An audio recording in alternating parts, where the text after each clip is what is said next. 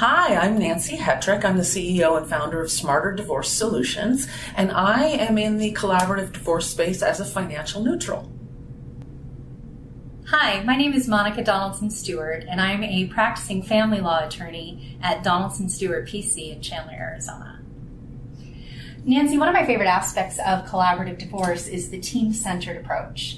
And one of the team members that I consider to be crucial is the financial neutral. Right.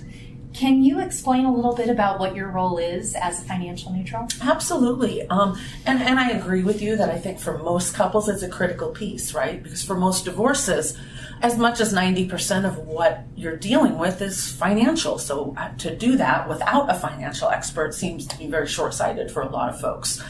So typically the collaborative attorneys will figure out at the very beginning of the case that there's enough financial complexity that it makes sense to bring in a financial expert to look at things like tax efficiencies, like creative settlement ideas that might make it so that the couple can be more likely to achieve the goals that they're trying to accomplish in the next phases of their life.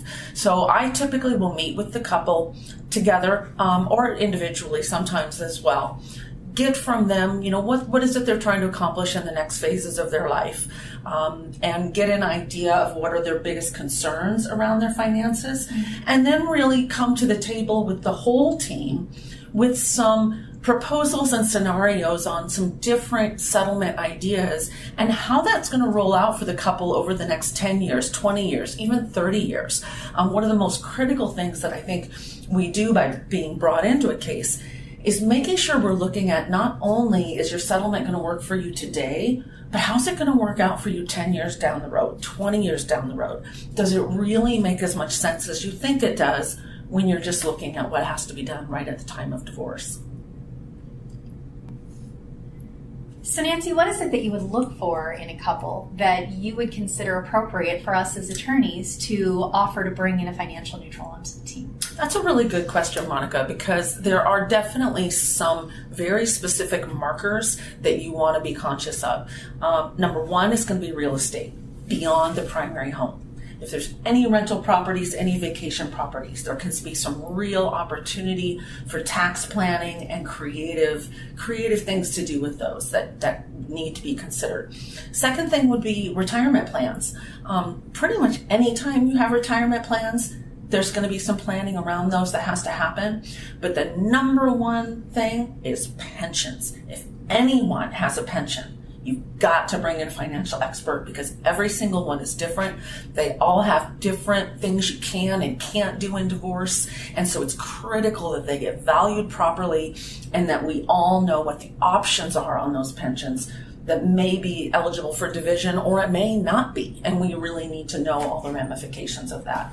Certainly small business owners, anytime there's a small business involved, we can really come in and help potentially avoid the cost of a full business valuation, but give you the analysis on a small business to make sure that everybody's got the information necessary to make all the choices that need to be made in a very educated way. And that's always our goal, is to make sure that for both parties, whatever decisions they're going to make in their financial settlement are made fully educated and fully aware of what the consequences of those decisions will look like.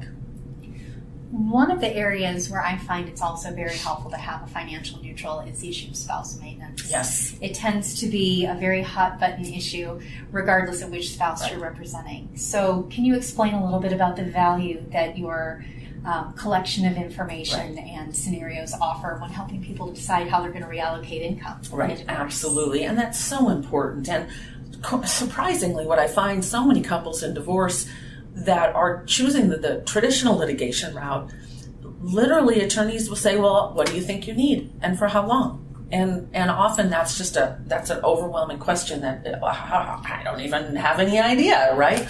So one of the things we do is really do some analysis of projected expenses once this is all said and done, and really help the couple find that sweet spot of what one party can afford versus what one party needs, and really take all of the subjectiveness off the table. What I have really found is maintenance is a hot button because there's so much confusion and there's so many unanswered questions. And when we can get it all down in black and white, the agreements just come really, really easily. So Okay. the team approach just really can be significantly faster and more effective. Thank you. Yeah.